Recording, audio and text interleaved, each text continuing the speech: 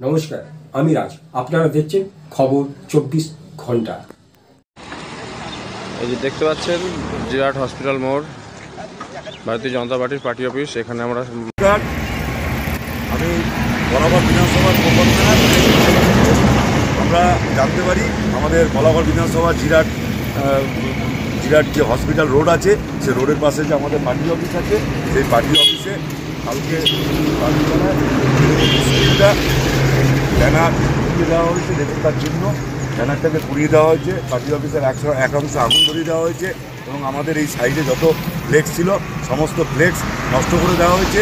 কালকে আমাদের রামনবমী ছিল, সেই রামনবমী উপলক্ষে এলাকার স্থানীয় যত বাসিন্দা ছিল, আমাদের কার্যকর্তারা যেভাবে প্রচুর মানুষ আমাদের সঙ্গে সংযোগ হয়েছিল, সেটা তারা সহ্য করতে পারেনি। তারা বুঝতে পেরেছে আগামী লোকসভায় আমাদের যে সাংসদ লকেট চট্টোপাধ্যায়, তিনি ৭৭,০০০ ভোটে জিতেছিল, এবার সেটা ১.৫ লাখ হবে, সেটা বুঝতে পেরেই এভাবে হিংসা শুরু করেছে। আমরা বলাগড় থানা এবং আমাদের জেলা নেতৃত্ব, রাজ্য নেতৃত্ব আমরা জানিয়েছি।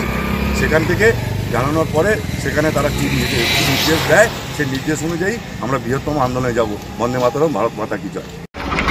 ভারতীয় জনতা পার্টির বলাগড় বিধানসভাতে জিরাট হসপিটাল মোড়ে যে বিজেপির কার্যালয় অফিস ছিল, গতকাল তৃণমূলের কিছু হারমাত বাহিনী, গুন্ডা বাহিনী রাতের অন্ধকারে সেই পার্টি অফিস ভাঙচুর করে এবং সেখানে আমাদের ফ্লেক্স ফেস্টন তাতে আগুন লাগিয়ে দেওয়া হয়।